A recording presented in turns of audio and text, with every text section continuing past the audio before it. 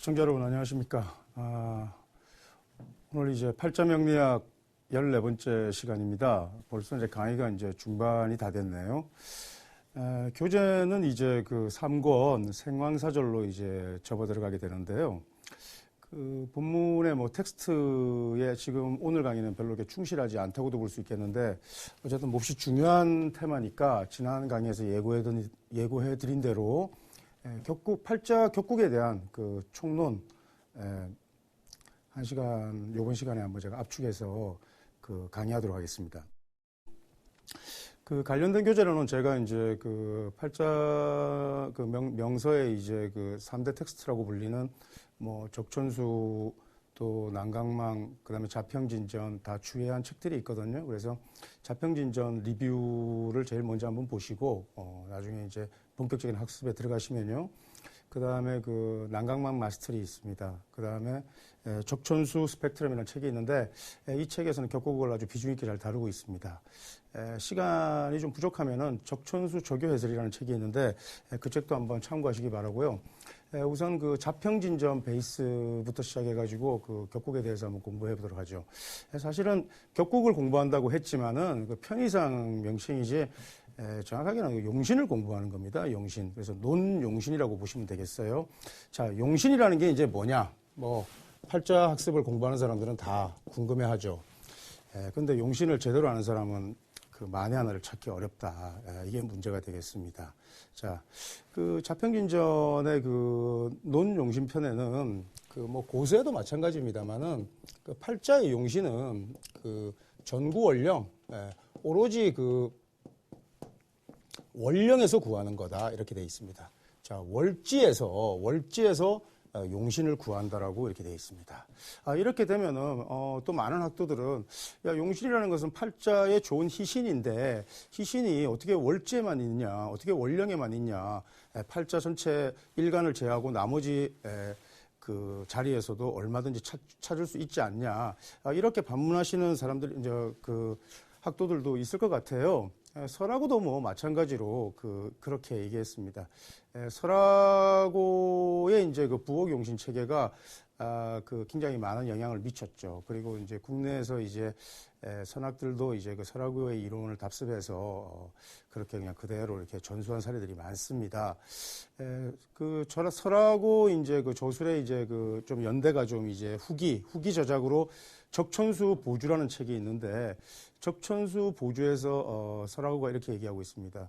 오늘날 인사들이 그러니까 고래로 그 전통적인 명서들 중에 체용에 대해서 체와 용에 대해서 제대로 분별을 가해서 설명한 바가 없다.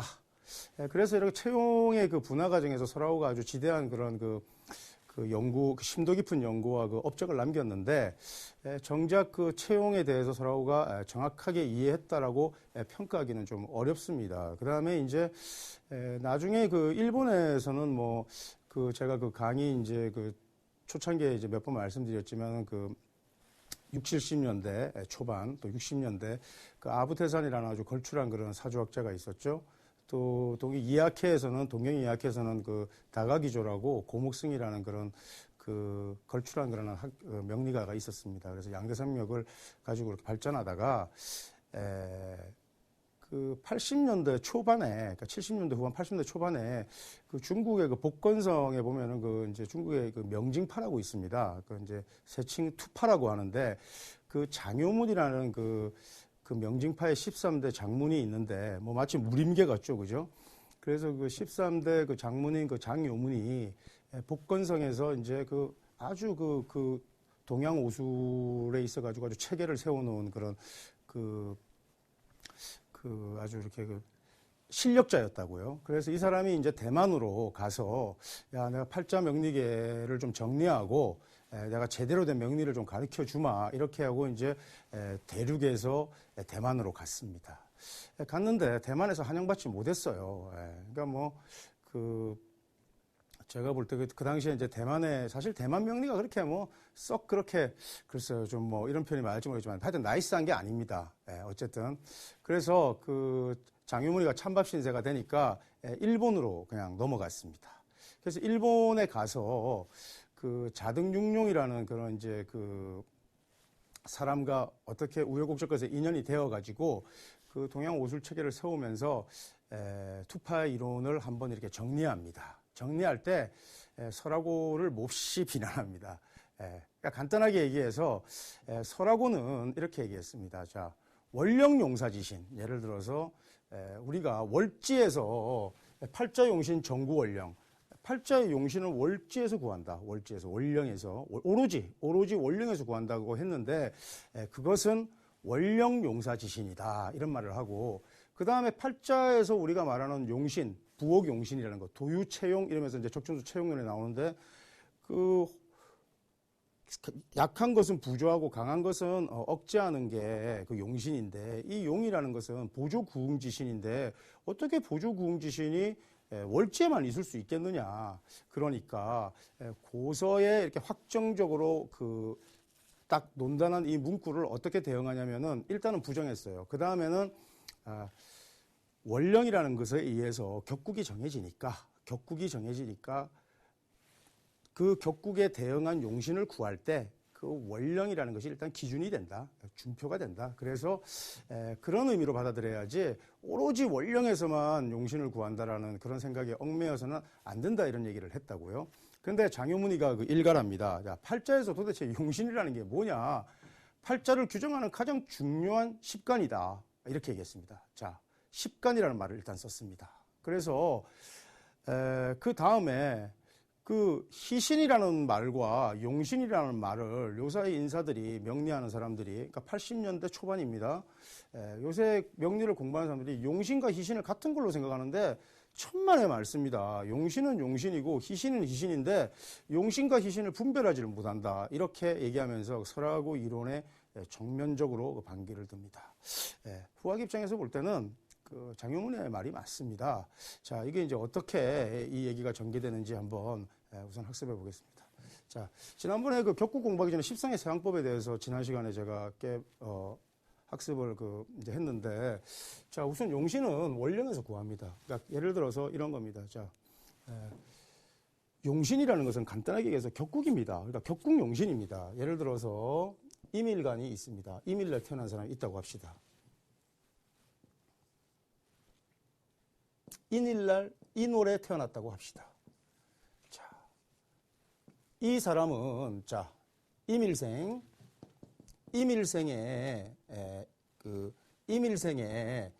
이 임일생의 용신은 뭐냐? 인목입니다. 간단하게 얘기해서. 그러니까 이 사람은 식신격이 됩니다. 식신격이 됩니다. 식신격이지 이게 용신은 아니지 않냐 이렇게 반문할 수 있습니다.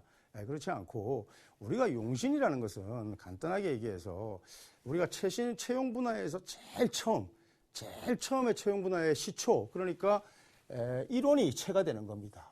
그리고 월지가 용신이 되는 겁니다. 그러니까 이것을 그 부호용신론자들이 이제 한참 헷갈리니까 이제 이것을 보정해주기 위해서 격국용신이란 말을 씁니다.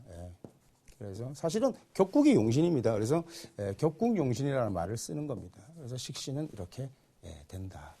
자, 그 다음에 그 적천수를 보면은 은현론이라고 있습니다. 그러니까 감추어져 있고, 드러나 있고, 여기에 대해서 논하는 거죠. 사실 모든 체계가 다 체용으로 얘기되는데, 체는 숨겨져 있는 거고, 용은 드러난 겁니다. 그래서, 월지의 이 지장간에 보면은 무와 병과 갑이 있습니다. 여기서 이 사람이 병시에 태어났다고 합시다. 병시에 태어나면 이 사람은 격이 어떤 격국이 되냐면은 식신격이 아니고 제격이 됩니다. 제격이.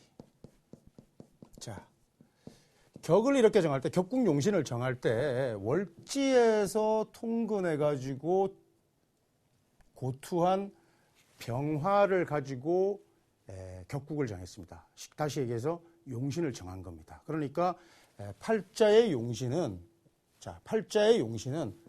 다른 말로 팔자의 격국용신은 이런 말이 되겠죠. 그죠? 팔자의 격국용신은 오로지 월령에서 구한다. 그러니까 월령에서 투한 글자를 가지고 격국을 정한 겁니다. 그러니까 이게 제격입니다. 이것을 이제 자평진전에서는 그 나름대로 이제 이론 체계를 이렇게 순서대로 채워가면서 처음에 이거 식신격인데 논용신 변화, 용신이 식신에서 재로 변화했다. 이렇게 설명합니다. 이런 설명은 뭐 꽤 근사한 설명입니다. 어쨌든 그 논용신 변화편에서 그렇게 얘기하고 있는데 뭐 그런 거 떠나서 그러니까 원령과 관계되어서 용신을 정한 겁니다. 이렇게 정하는 겁니다. 자, 그런데 명징파도 마찬가지죠. 뭐 가장 그 최근에 이제 그 근래 이제 가장 수려한 이론 체계를 채운 그 뭐 투파들은 이렇게 당연히 제격으로 봅니다. 그런데 뭐 투파의 그 명리 이론 체계라는 게 아주 새로운 게 아닙니다. 어쨌든 답은 뭐냐? 이렇게 원령에서 통근한 천간을 가지고 격을 정하는 겁니다. 그러니까 이 사람의 임일생의 용신은 병화가 되는 겁니다. 자, 이때 말하는 용신은 병화, 그러니까 격국용신을 의미하는 거죠. 용신 1단계가 격국용신입니다. 아시겠습니까? 자, 그 다음에 이렇게 이제 격을 정합니다. 자, 이렇게 격을 정하고 보니까, 우선 격을 정했다라는 것은요, 우리가, 용신을 우리가 딱 정했다라는 것은 이 팔자에서 가장 뚜렷하게 개성을 드러내는 글자라는 얘기입니다. 자, 우선 통근했죠. 월지에 통근했고. 그 다음에 원령을 얻었으니까 일단은 가장 두드러진 세력을 특징 개성을 드러내는 겁니다. 그러니까 이 사람의 팔자는 제가 가장 두드러지게 결정을 보이고 있다. 이렇게 일단 우리가 보는 겁니다.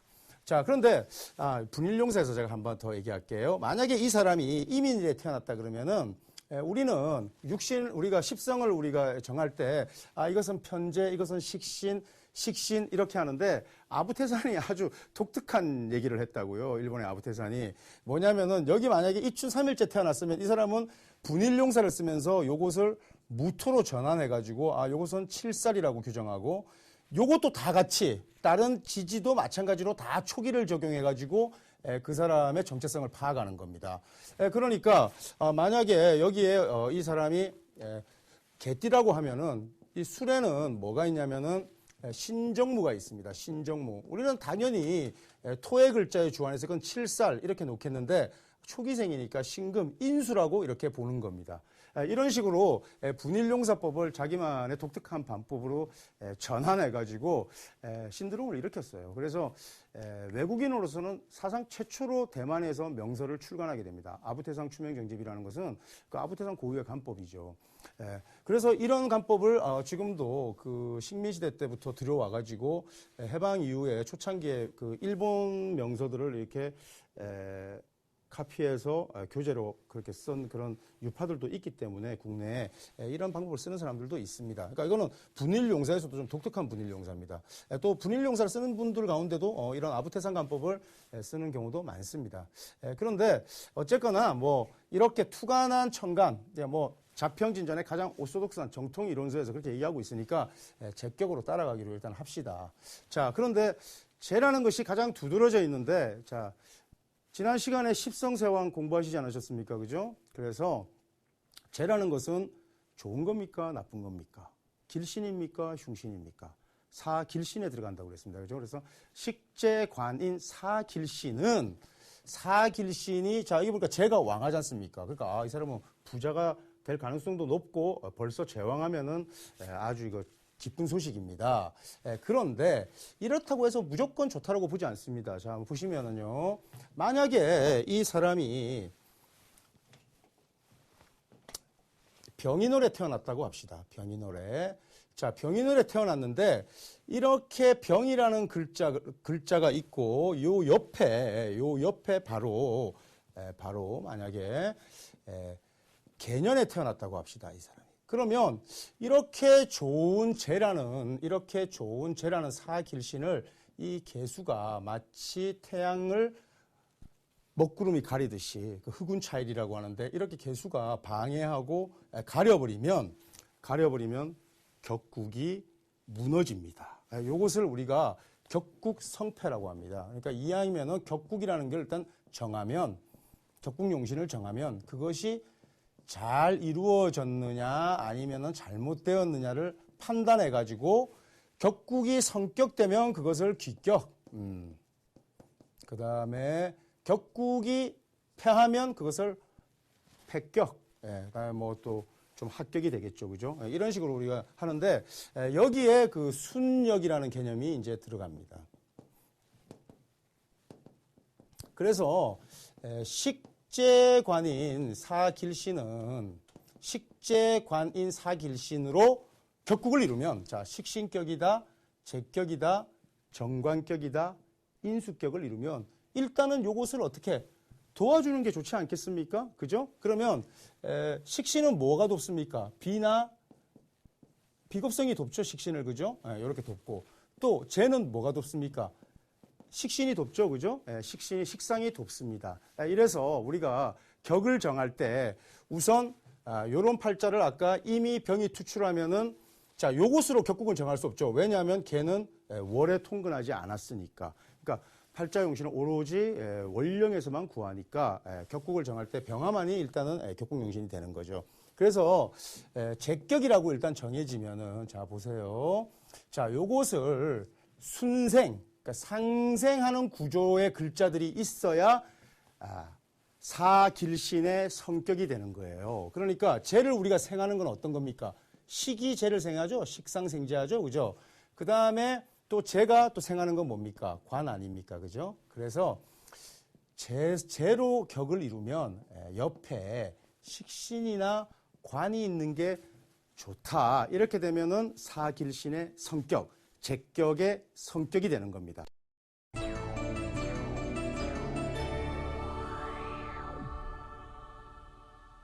자, 다시 여기 이 사람이 임일날 태어났는데 병인월에 태어났다고 합시다. 병인월 임일이면 제격. 제격인데 옆에 이 사람이 간목이 있었다고 하면은 이 사람은 제격이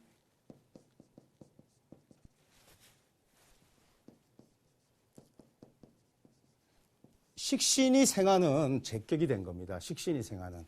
그 다음에 여기에 또 여기에 만약에 기토라는 관이 있다고 합시다. 그러면 제격이 무엇을 본 겁니까? 정관을 봤습니다. 정관을. 그래서 이것을 다른 말로 그냥 제관격 이렇게 얘기합니다. 자, 굉장히 중요합니다. 자, 이 재라는 것은 앞에 쓰는 글자는 그것이 격을 의미합니다. 그러니까 제격이라는 얘기입니다. 그리고 그 격이 관을 보아서 제격의 성격을 이루었기 때문에 이것이 귀격이 되는 겁니다. 귀격이 되었으니까 재는 부를 주관하고 관은 관록을 주관하니까 부기를 다 누리는 팔자의 전형이 된다 이렇게 봅니다. 팔자라는 것이 여러분 뭐 이제 그 뭐 사주팔자 이런 거 보러 다닌 경험은 많으시잖아요, 그죠? 근데 이제 생년월일 되면 이렇게 팔자를 뽑는데 팔자를 이렇게 유심히 가만히 보고 있으면은 야, 저분이 아주 신중하게 잘 보시려고 저렇게 애를 쓰시는구나 이렇게 생각하시죠. 근데 사실은 잘 안 보여서 이거 보고 있는 겁니다. 잘 안 보여서.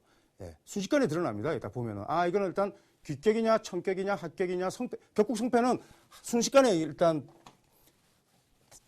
드러나기 때문에 이 팔자에 우리가 기천을 일단 금방 분별할 수가 있는데 이왕이면은 이제 재라는 것이 재가 있고요, 재가 있고 관도 있고 이렇게 해서 둘 다 참 재관이 참 이제 여기 좀 뭐 수식하는 거죠.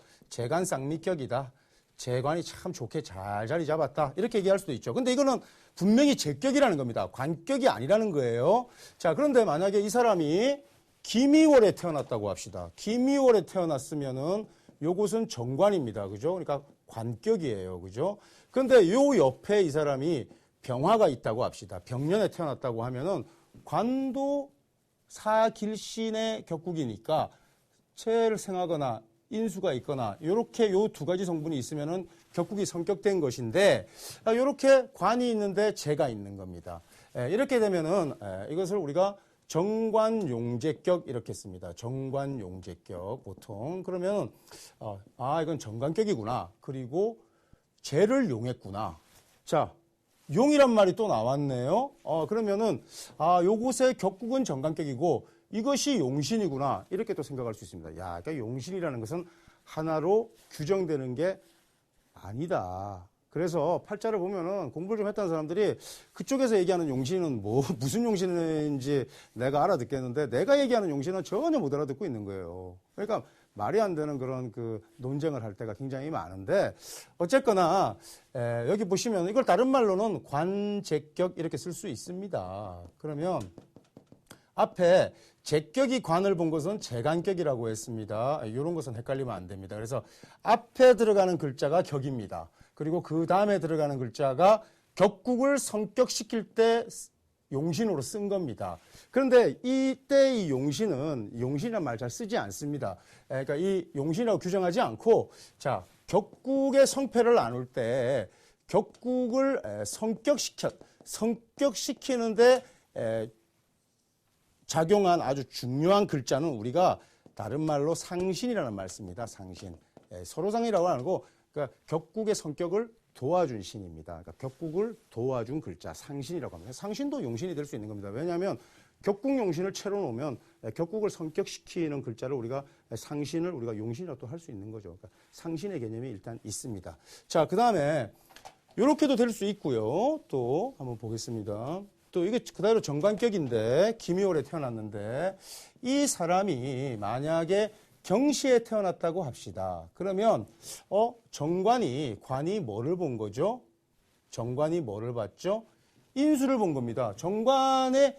정관이라는 글자를 사길신의 격국은 서로 이렇게 상생하는 글자들이 옆에 있으면 일단은 격국을 성격시키는 거라고요. 이거 순용의 격국이 되는 겁니다. 그래서 정관이 이거 뭐 용어 차이인데 폐인 또는 뭐 용인 해도 됩니다. 그래서 정관이 인수를 찾다. 그래서 정관폐인격이라고 합니다. 그러니까 정관격의 성격입니다. 이때도 요 인수는 상신이 되는 겁니다. 상신. 자, 그런데 여기서 한번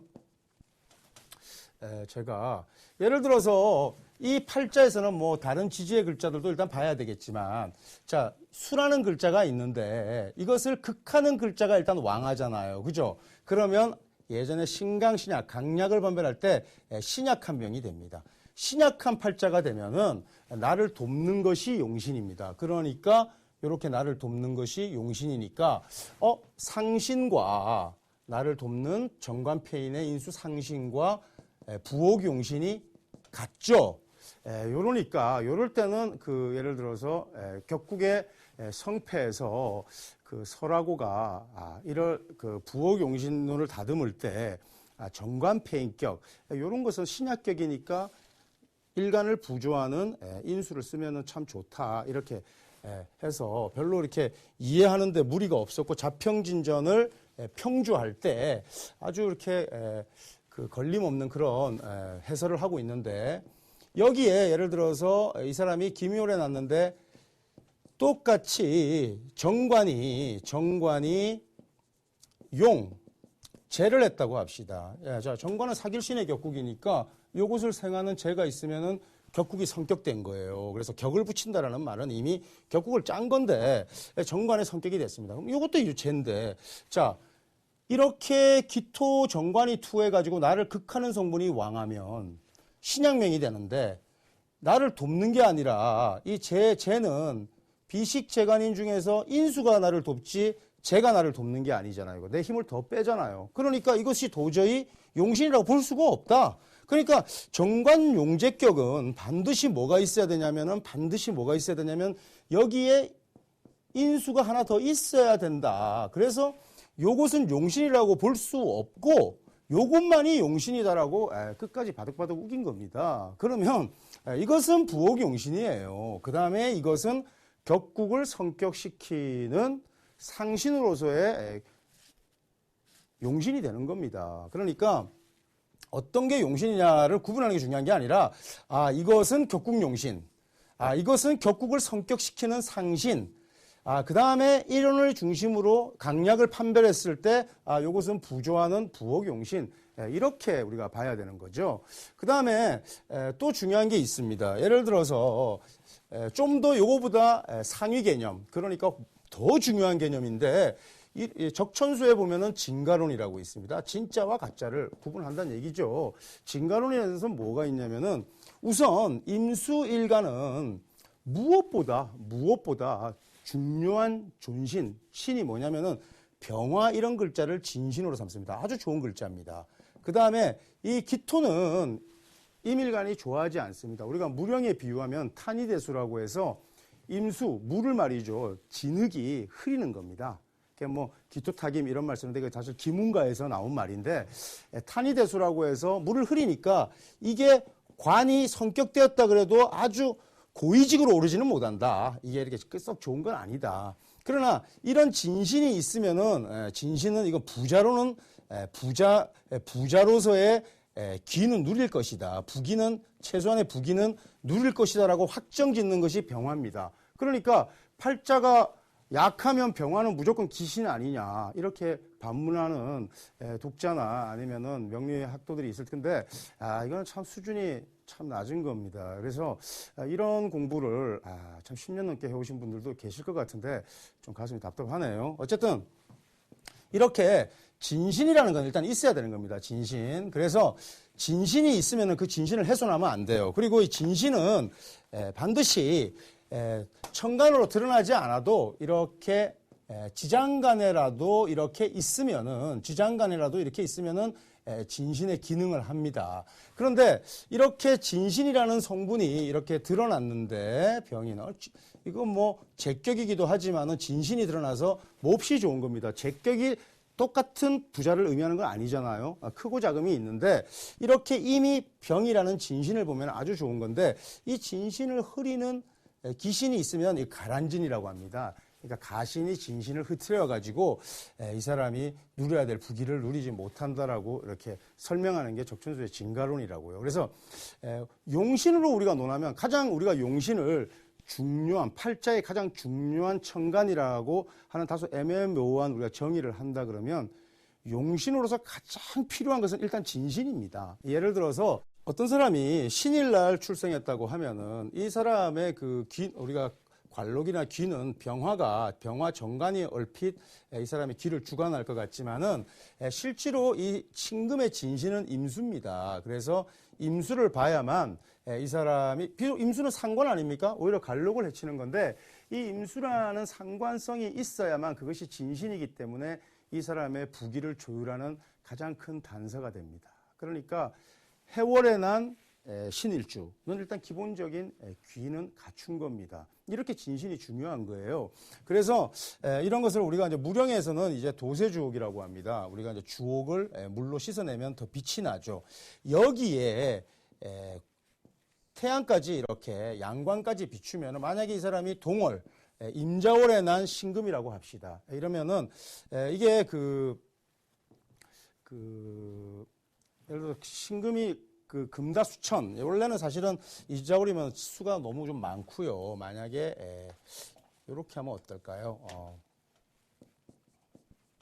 신유일이 이몰에 났다고 하면은 일단 이 신금이라는 것이 임수 진신을 보았기 때문에 부귀를 결정짓는 거라고요. 불기신도 아주 굉장히 중요한 글자가 되는데 이렇게 기토 같은 것이 임수를 흐리면 이 가란진의 형국에 대해서 좋지 않겠죠. 어쨌거나 임수가 건전하게 투했다고 하면은 금다수천이라고 해서 몹시 우수한 총명한 명이 됩니다. 여기에 병화가 비추면은 다 진신입니다. 이렇게 되면은 진정한 그 금백수청을 논할 수 있습니다. 이렇게 해서 보석을 물로 씻어내고 태양이 비추는 거죠. 격국론에서 보면은 말도 안 되는 얘기입니다. 이거 상관경관이거든요. 하지만 이 경우에는 오히려 기격에 아주 빼어난 그 수려한 명이 될 수 있는 그런 조건에 가깝습니다. 좀 어려웠죠. 어쨌든 진신이라는 것이 그 존신으로서 가장 중요한 겁니다. 그 다음에 이제 조용신이 있습니다. 예를 들어서 추울 때 태어나면은 병화, 양광이라든지 또 차가운 계절에 태어나면은 그러니까 더운 계절에 태어나면 수기운의 글자가 투해주면은 한난의 기운을 맞추기 때문에 이것도 조우용신으로서 몹시 요긴한 겁니다. 조우용신은 왜 중요하냐면은 팔자의 고조, 그러니까 부기를 일단 1차적으로 결정짓는 요소라는 얘기입니다. 예를 들어서 팔자가 신약한데 그것을 부조하는 부억용신이 있다고 해서 그것으로 팔자의 격을 귀격으로 논할 수도 있겠지만 그거는 입법 체계의 오행 세력의 입법 체계에 국한된 얘기라고요. 그래서 실제 현장에서는 정신기 3자를 갖추었는데도 크게 부하거나 기하지 않은 경우를 많이 볼 수 있습니다. 그런데 예를 들어서 팔자에서 예를 들어서 신강약 정신기 3자를 구비하지 못했는데도 격국 자체가 성격되거나 격국 자체가 성격되면서 진신을 갖추어 가지고 몹시 고위직에 있거나 부자로 이렇게 부귀한 삶을, 세속적인 의미죠. 부귀한 삶을 누리는 그런 경우들이 많습니다. 그래서 일단 이렇게 격국을 정한다는 겁니다.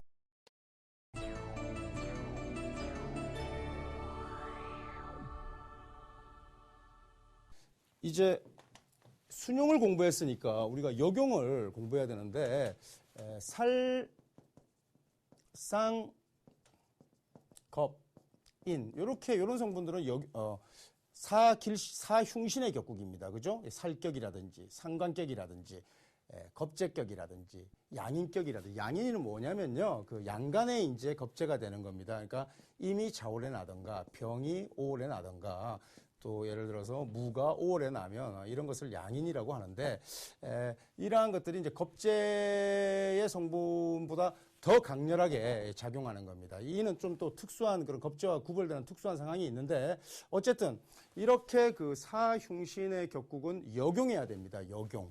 역용이라는 게 뭐냐? 역으로 용해야 격국을 성격시킬 수 있다는 거죠. 그러니까 상관이라는 것이 왕하면은 반드시 제가 좋지 않다고 했습니다. 십성세왕법에서 그죠? 칠살이 왕하면 좋지 않습니다. 그건 있습니다. 하지만 그 사람이 좋지 않다고 해서 그것이 귀격이 아닌 것은 아닙니다. 예를 들어서 간단하게 얘기해서 이런 겁니다. 팔자에 칠살이 왕하면 몸이 아프거나 약합니다. 허약합니다. 그런데 몸이 허약하다고 해서 부자가 아니란 법은 없습니다. 그 다음에 존경받지 않는 법은 없습니다. 그러니까 내가 아주 고위직의 관료로 세인의 존경을 받고 누가 봐도 출세했다고 할 만한 위인이 있는데 비록 살격이지만 이런 것은 일단 제복해야 되는 겁니다. 제복. 그러니까 이거 극해야죠. 자, 살을 극하는 것은 식입니다. 식. 그 다음에 상관을 극하는 것은 인수입니다. 인수. 그 다음에 우리 오행에다 육신을 배열하면은 자연스럽게 알 수 있죠. 겁재를 우리가 하는 것은 관입니다. 관. 그 다음에 인은 이제 살이 일단은 극하게 되는데, 그러니까 신살 양정을 일단 갖추게 되는데, 양인은 이 살하고 일단은 배합이 돼야 되는데요. 요거는 제가 조금 떼어내서 일단 설명하겠습니다.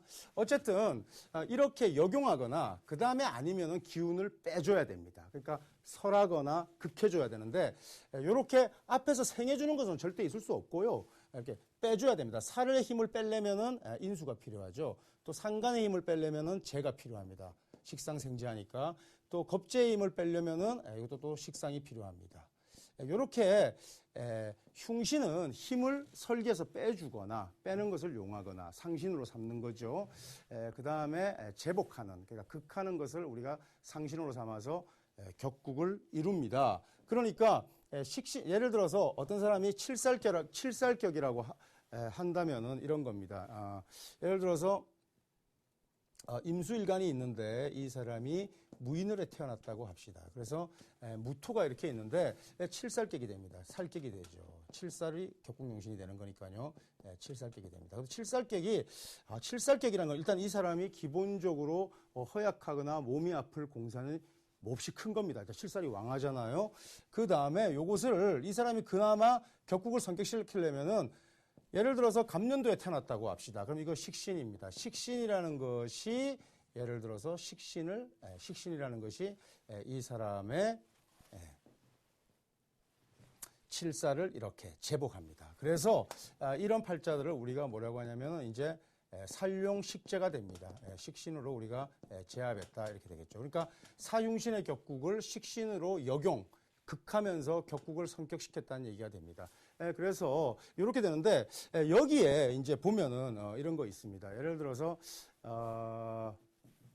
우리가 사룡식재로 격국을 잘 이루었는데 제가 다른 유형을 한번 설명해 볼게요. 자, 어떤 사람이 임일날 났어요. 임일날 났는데 이 사람이 무년에 예를 들어서 인월 무시에 태어났습니다. 그래서 칠살격입니다. 이게 칠살격이면은 격국이 사흉신의 격국이니까 이렇게 예를 들어서 갑이라는 글자를 보아서 이렇게 갑년에 태어나가지고 살룡 식재격을 이룬 겁니다. 이것은 이렇게 또 임목이니까 식신격이 될 수도 있겠군요. 만약에 이렇게 한번 해봅시다. 예를 들어서 갑올에 났다고 하면은 칠살격을 식신이 살룡 식재한 겁니다. 그런데 이렇게 격국을 역용해서 잘 성격시켰는데 만약에 옆에 경금이라는 글자가 와서 이렇게 상신을 파괴하고 있으면은 이거 어떻게 되는 거냐면은 거식 식신을 밀어낸 겁니다. 인수가요. 그래서 호살. 자, 원래 칠살은 나쁜 거니까 이렇게 식신이 제압을 해가지고 사룡식재격을 이루는데 여기에 인수라는 성분은 좋은 건데 이 사흉신의 격국이 완성된 데서 인수를 보는 바람에 거식오살이 되면 팔자를 망친 겁니다. 그런데도 불구하고 칠살이 인수를 봐서 살인상생으로 좋다. 이렇게 또 얘기하는 경우가 있습니다. 그래서 이런 복잡한 이론 체계가 있는데 제가 그 다음 강의에 이제 그 3권 생황사절을 우리가 이제 공부하게 되는데 여기서 제가 격국에 대해서 일단은 한번 제가 격국의 그 개론을 일단은 제가 여기서 굳이 설명을 하고 넘어가는 데는 이유가 있습니다. 그건 이제 후속되는 강의를 여러분들이 이제 보셔야 되는데 제가 이 격국을 가지고 계속 설명하기는 좀 어렵습니다. 왜냐하면 이 격국 가지고 설명을 하려면 굉장히 이제 많은 시간이 이제 일단 필요해요. 그래서 어쨌든 처음에 우리가 전격 체계에서 이렇게 사흉신은 순용하고 사길신은 순용하고 사흉신은 역용해가지고 우리가 격국을 성격시키고 또 백격이 되기도 하고 성격이 되기도 합니다. 그런데 이것이 대운의 흐름에 따라서 원래 백격된 격국이 성격되지 않은 그 합격이 대운의 글자에 의해서 다시 성격으로 바뀌는 경우가 있습니다. 그러니까 구음을 얻는 거죠. 이렇게 되면은 폐중유성이란 말을 씁니다. 또 비록 격국이 팔자에서는 잘 성격되었는데 이렇게 살룡식재 같이 잘 되었는데 여기서 경금을 보지 않고 대운에서 경금을 보는 바람에 거식오살이 되어서 오히려 격국이 파괴되는 경우도 있습니다. 이렇게 되면 이걸 대기락을 해가지고 격국이 성중유패가 되는 거죠. 그러니까 성격되었다가 다시 패하기도 합니다. 그러한 그런 격국 자체가 대운에 의해서 이렇게 변격되는 겁니다. 대운에 의해서 격국이 변격되는 이론 체계가 있습니다. 자, 그러면 부옥용신은 도대체 뭐냐? 부옥용신이라는 것은 팔자의 세력의 균형을 맞추는 건데 그 부옥용신은 가장 기묘하게 쓸 때는 우리가 팔자의 명식 원형도 아닙니다. 대운에서도 아닙니다. 예를 들어서 이 사람은 팔자에 금이 약해. 금일 날라는데 금이 약해. 그러니까 금을 돕는 토가 부옥용신이야. 그러니까 대운에서는 토의 글자를 봐야 돼. 이건 넌센스입니다. 있을 수 없고요. 보통 세월의 간법에서 씁니다. 그러니까 어떤 년 무슨 해 할 때 태세에서 부옥용신이 팔자의 균형을 잡는 그러니까 정신기 삼자의 균형을 이루게 해주는 그런 요긴한 신이 될 수가 있습니다. 그러나 그것으로 통할 수가 없습니다. 몹시 그 팔자에 많은 변화를 가져오는 그 지지의 움직임들이 있습니다. 예를 들어서 뭐 형충파의 현상들이 개고시켜가지고 희신들을 합반해서 없애는 경우도 있고 또 진술충미가 형충되면은 왕자가 입고되는 그런 여러 가지 상황들이 있습니다. 물론 이러한 것들은 후순위에서 설명하는데 이 격국론도 지금 우리 시청자들 굉장히 어렵고요. 이게 전문적으로 공부하지 않는 분들은 지금 무슨 말을 하는지 굉장히 어려울 텐데 이 부분이 그 제대로 학습을 하시려면은 아까 제가 강의 서두에서 말씀드린 교재들을 한번 정독할 필요가 있습니다. 그러나 뭐 그것을 완전하게 해독하지 않아도 그 다음 강의를 듣는데 무리는 없습니다. 그래서 이제 팔자 명리학 강의가 지금 중반 이후로 들어가고 있는데 사실 여러분 20강 이후부터는 재미있고 더 아주 간단하고 요긴하게 쓸 수 있는 것들이 더 많아요. 그 왜 그러냐면은 정작 그 고급 술기들은 간단합니다. 오히려. 그러니까 복잡하지 않다고요. 그러니까 팔자술의 지금 초중급 과정이 지금 이렇게 좀 섞이는 거죠. 근데 사실 격국이론은, 자평진전의 격국이론은 사실은 난도가 사실은 굉장히 쉬운 겁니다. 어려운 게 아니기 때문에 뭐 이것만 가지고 팔자수를 완성한 것처럼 이렇게 생각하면 안 되죠. 또 적어도 격국용신을 논하려면은 자평진전은 반드시 읽어야 됩니다. 근데 이제 자평진전이 다르고 그 적천수가 다르고 난강망이 다릅니다. 이제 어떻게 차이가 나냐면은 이런 겁니다. 그 적천수를 보면은 이제 우리가 그 내격과 외격으로 구분합니다. 자평진전에서는 정격과 병격으로 구분합니다. 또 팔자의 격국을 구분할 때 별격 체계가 있습니다. 또 잡격 체계가 있습니다. 또 허자 용신 격국, 팔자에 재관이 없으면 허신으로 재관을 가져와서 용신을 잡는 격국이 있습니다. 그래서 제가 다음 시간에 다시 한번 그 팔자의 격국들을 우리가 구분하는 관법에 대해서 논하고 실제 팔자 사례를 가지고 격국 명칭을 정하고 그 다음에 어떤 것을 상신으로 삼아서 격국 성패 유무를 따지고 그 다음에 어떤 것을 부호용신으로 정해서 이것을 어떻게 운용하는지 이러한 것들 잠깐 한번 연습해 보도록 하겠습니다. 바치프리머 3권 생왕사절 그 교재 이제 텍스트 순서대로 들어갑니다. 그래서 명리 초학자분들은요, 그 13강, 그 14강, 요 부분은 좀 건너뛰셔도 관계없어요. 그러나 그냥 일단은 구의제학도 중요한 거니까 그냥 듣고 자꾸 용어에 한번 익숙해지는 겁니다. 그래서 다음에는 뭐 격국, 성격, 백격 이런 것들에 대해 가지고 도표라든지 뭐 이런 것들로 제가 설명할 수도 있겠는데 몹시 복잡하고 아주 세세합니다. 그 다음에 또 이제 허자 용신격국 이런 거 공부하려면은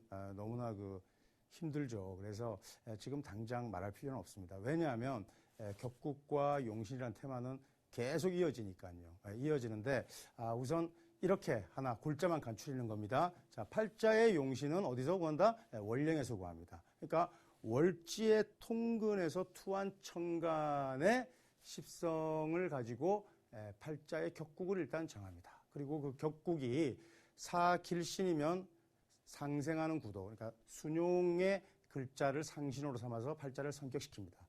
상생하는 글자가 없고 팔자의 사길신을 극하는 글자가 옆에 있으면은 격국이 파괴된 겁니다. 사융신, 살상겁인에, 자, 인은 제가 별도로 설명하겠다고 했는데, 인이라는 것은 우리가 팔자에서 목화기운은 좋다, 뭐 금수기운은 나쁘다, 이런 건 있을 수 없는 일이라고. 그러니까 천간이 다 다르고요. 또 간지의 오행으로 희귀를 구분하는 간법은 그 아주 초보적인 간법입니다. 예를 들어서 왜 양인이라든지 일인격 이런 게 있냐면은 그것은 오행과 무관하게, 오행의 희귀와 무관하게 그 글자에 특별한 충격을 가하는 특정 글자를 가지고 희귀를 가리기 때문에 그런 잡격 체계로 우리가 별격이나 잡격 체계로 분류하는 겁니다. 그래서 그 양인거에 대해서는 또 다음에 제가 자세하게 설명하기로 하고요. 그래서 사용시는 역용해서 격국을 우리가 성패를 정한다. 그 다음에 그 역용하는 글자가 있어서 격국이 성격되었는데도 또 그 글자 상신을 파괴하는 글자가 있으면은 오히려 격국을 망친다. 자, 여러분 식재격 이러면 그 식신격이라는 거 아셔야 돼요. 그 다음에 식신봉효라는 말이 있고 그 다음에 편인투식이라는 말이 있습니다. 자, 편인투식이라는 말은 편인격입니다. 편인이 투해서 그죠? 그러니까 신강합니다. 이것에 힘을 빼는 식신을 보이면은 편인투식은 인용식상격과 같이 해서 성격된 거고요. 식신봉효 이런 것은 식신격, 그러니까 사길신의 격국이 편인을 만나서 격국이 파괴된 겁니다. 그러니까 식신봉효와 편인투식 뭐 이런 것들을 구분해야 되는 거거든요. 그래서 우선은 앞에 붙는 글자가 격이다. 이렇게 일단 이해하시기 바랍니다. 오늘 굉장히 복잡했죠. 제가 이걸 좀 더 시간적 여유를 갖고 강의 중간중간, 후속되는 강의 중간중간에 좀 더 보충하도록 하겠습니다. 자, 시청자 여러분, 어렵고 지루한 강의 듣느라고 고생 많으셨어요. 자, 감사합니다.